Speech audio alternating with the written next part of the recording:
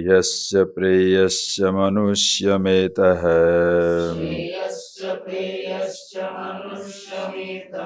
Tau samparitya vivinakti dhirah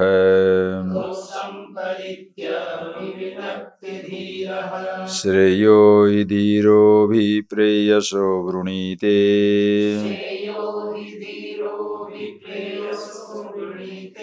Preyo mando yogakshemat vrunite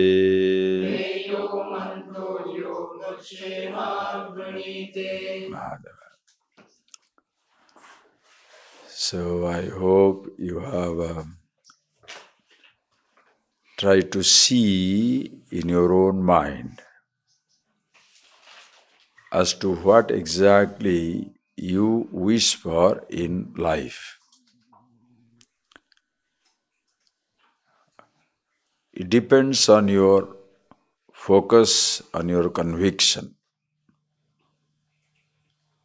There are two things in life, Shreyas as well as the Preyas.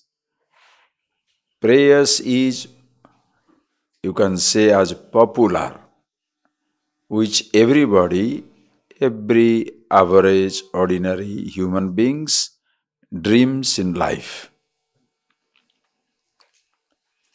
Long before you come to appreciate that what you want in life is really the happiness, the freedom, we begin with various things. Remember your introductory classes. That is why these introductory classes are so important. Because Upanishads do not deal with these type of things. Upanishads straight away go into the absolute. It has no time for babysitting. That is why the ordinary, these Prakarana Granthas, the introductory texts are so very important. It is like trying to go through the higher mathematics without even knowing the primary numbers or the 1, 2, 3, 4, all these numbers. Or trying to go through a high-class literature or a classic without even learning the alphabets or the initial words.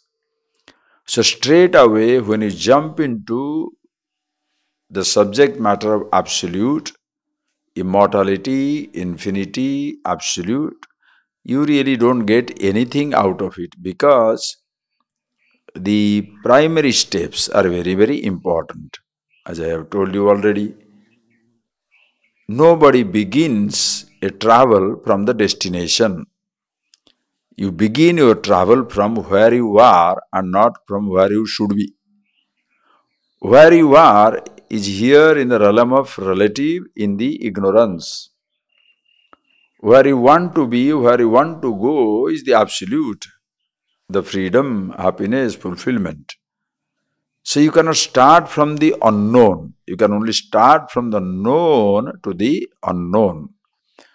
So average person, they want the prayers. Like in the introductory talk, we saw that if a person is interested, if you ask the person what is interested in, he may say he is interested in a job or in a school, in education. But if you ask him, why are you interested in education? Of course, for the sake of the job.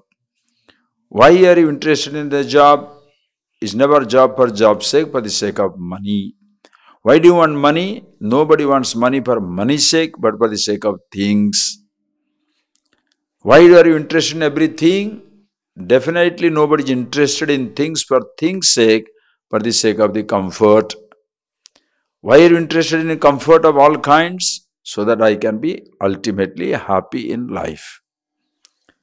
So when you go step by step and analyze, you shall see ultimately whatever something you do in life, every movement has its fulfillment in ultimate happiness. Even if you see the animals and the trees are moving, they are growing. In a equatorial region, the trees grow, compete with each other to reach the highest height. Why? Because in the sunlight is their happiness, sunlight is their freedom. So each tree competes with the other to grow faster, so that it can receive the sunlight, which is its life. Even if you look worms, the worms go from one side to other side. Why? Because as though he did not get something in this side, which is looking for and the other side. So any movement is always towards happiness. Even if you see a person running on the road, immediately you look behind him. Why is he running? When he is running, you don't run, you look ahead of him, you look behind him. Why is he running? Is there a bull? Or there is a car, somebody is chasing him? Is there a dog? If you see nobody is there behind him, you know there is a thought driving him crazy. When you yourself running, ask you, what makes you run? Either a dog runs behind you, a bull is running behind you, or a person is chasing you, or your own desires from within. So you are moving. Every movement is triggered by the simple universal desire for happiness. So everybody ultimately wants this happiness in life. That is the absolute goal for everybody. But from the day one, we have been conditioned to believe if you get educated, you will be happy. You get money, you will be happy. You get job, you will be happy. You will get things, you will be happy. If you get comfortable, you will be happy. If you indulge in everything, you will be happy. Or the other side is, if you renounce everything, you shall be happy. If you are a secular person, indulgence is the mantra.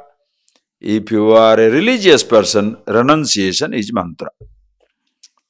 So one looking for happiness in indulgence, other is looking for happiness in renunciation. Both are mistaken.